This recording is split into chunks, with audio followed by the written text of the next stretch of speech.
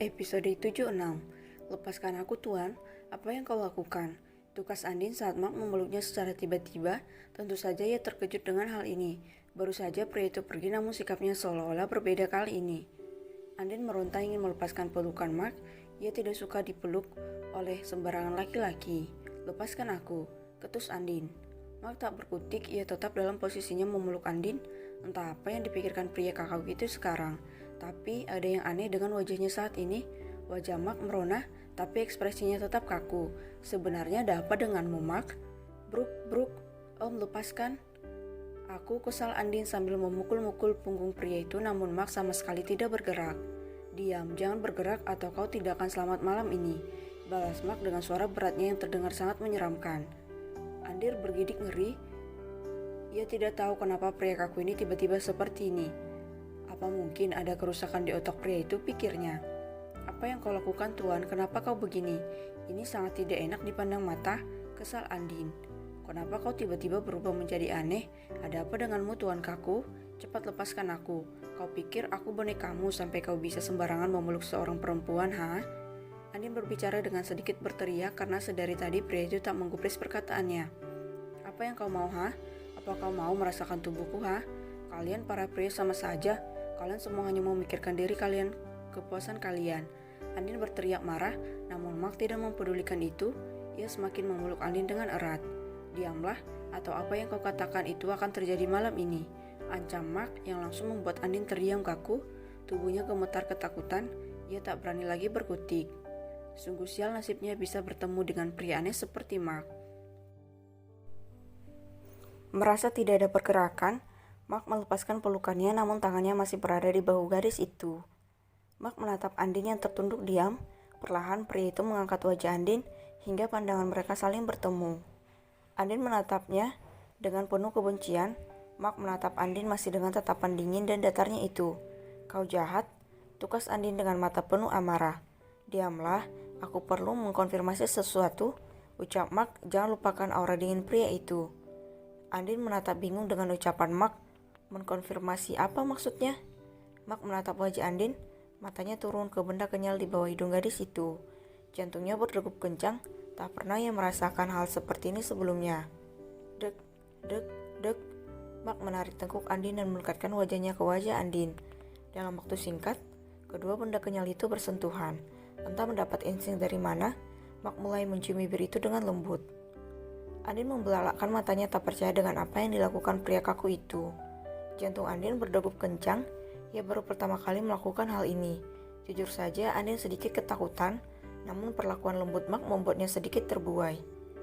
Walau demikian Andin tetap menyadarkan dirinya agar segera melepaskan dirinya dari pria itu. Om lepaskan, aku dasar pria mesum, teriak Andin saat berhasil menjauhkan wajahnya dari Mark. Mark melepaskan Andin dengan tatapan yang tidak bisa diartikan. Entahlah, pria itu selalu tanpa ekspresi. Ia berdiri di hadapan Andin sambil menatap garis itu. Tidurlah, ini sudah larut, aku akan menjagamu, ucapnya seolah tidak terjadi apa-apa barusan. Lain halnya dengan Andin yang merona, jantungnya berdegup tak karuan antara terkejut, takut dan menikmati. Dasar pria bajingan, kau sudah mengambil ciuman pertamaku, teriak Andin kesal. Ia menggosok-gosok bibirnya karena sangat kesal diperlakukan seperti itu. Aku bukan wanita murahan yang bisa kau perlakukan seperti itu. Aku tidak sama dengan wanita-wanita yang mungkin sudah pernah kau tiduri, bangsat. Andin berteriak marah. Jujur saja ia seperti merasa tidak dihargai. Kau harus tanggung jawab, kau sudah mengambilnya. Dasar pria jahat, tambahnya lagi sambil menatap Mark yang berdiri di depannya dengan tatapan seperti biasa. Baiklah, aku akan bertanggung jawab. Kalau begitu mulai hari ini kita berkencan supaya kau tidak merasa seperti wanita murahan. Cepat tidurlah, aku akan melanjutkan pekerjaanku, ucap Mark sambil membaringkan tubuh Andin di atas betres lalu merapikan selimut gadis itu. Apa? Berkencan? Aku tidak sudi, ketus Andin. Apapun yang kau katakan, kita tetap sudah menjadi pasangan kekasih hari ini, tegas Mark. Mimpi apa aku memiliki kekasih seperti dirimu? Jangan harap itu akan terjadi, ucap Andin langsung menutup wajahnya dengan selimut dan membelakangi Mark. Mark tersenyum tipis. Ia beranjak menuju sofa di mana laptopnya dia letakkan. Ia mendaratkan tubuhnya di atas sofa empuk itu sambil menatap Andin yang meringkuk di bawah selimut. Manis bibirnya bisa semanis itu. "Jak, kau sudah gila, Mark. Sudah terlanjur, maka aku akan menikmati permainan ini. Semua wanita itu sama," gumam Mark. Mark melakukan itu untuk mengkonfirmasi apakah dirinya menyukai Andin atau tidak. Hasilnya ya, dia menyukai gadis itu. Tapi karena trauma ditinggalkan oleh sang ibu, Mark memiliki pikiran licik untuk sekedar bermain-main dengan gadis itu. Dia pasti akan cepat jatuh cinta padaku, dan setelah jatuh cinta dia akan meminta segala macam hal. Saat itu terjadi, aku akan mencampakkannya. Para wanita memang tidak bisa dipercaya, tukas Mark. Rasa bencinya pada wanita menutupi perasaannya pada Andin, sehingga yang ada dalam pikirannya adalah melampiaskan semua perbuatan ibunya pada Andin.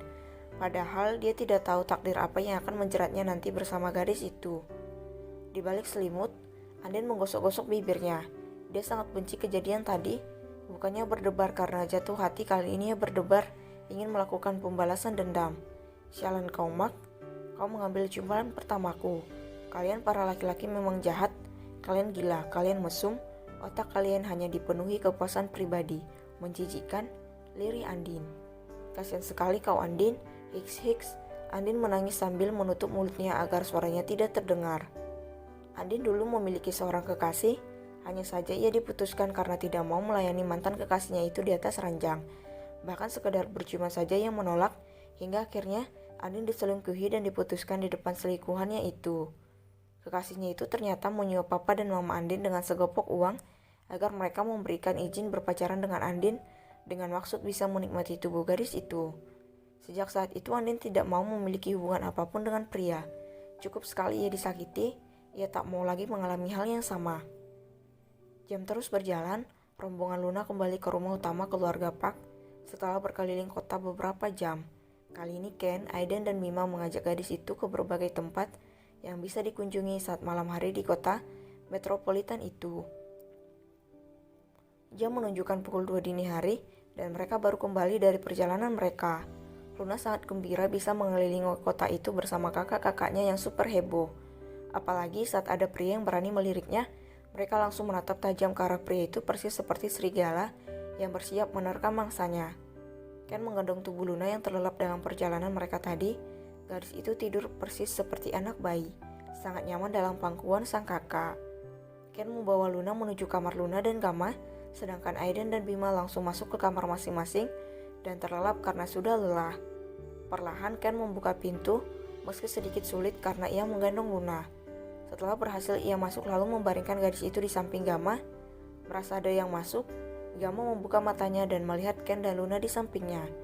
"Ini sudah jam 2, kenapa kalian lama sekali? Apa terjadi sesuatu dengannya?" tukas Gamma sambil menatap jam di atas nakas lalu kembali melihat Ken. "Kami berkeliling dulu tadi. Dia sangat senang kalau begitu aku keluar dulu," ucap Ken setelah merapikan selimut Luna. "Terima kasih, lain kali jangan sampai selarut ini," ucap Gamma yang diangguki oleh Ken. Ken keluar dari kamar itu dan menutup pintunya dengan pelan. Gamma menggeser tubuhnya mendekati Luna yang tidur dengan lelap. Sambil tersenyum, Gamma memeluk istrinya dari samping seperti yang biasa ia lakukan. "Kau senang sekali sepertinya. Baguslah, maafkan aku yang tidak bisa menemanimu berkeliling dengan kondisiku ini sayang," ucap Gamma. Luna yang terlelap tentu tidak mendengar ucapan Gamma. Ia hanya merapatkan tubuhnya ke dekat Gamma dan memeluk suaminya, seolah tahu jika ia sedang tidur di samping suaminya. Gamma tersenyum. Ia memeluk gadis itu dengan erat dan mengecup pucuk kepala istrinya, lalu kembali terlelap mengarungi dunia mimpi.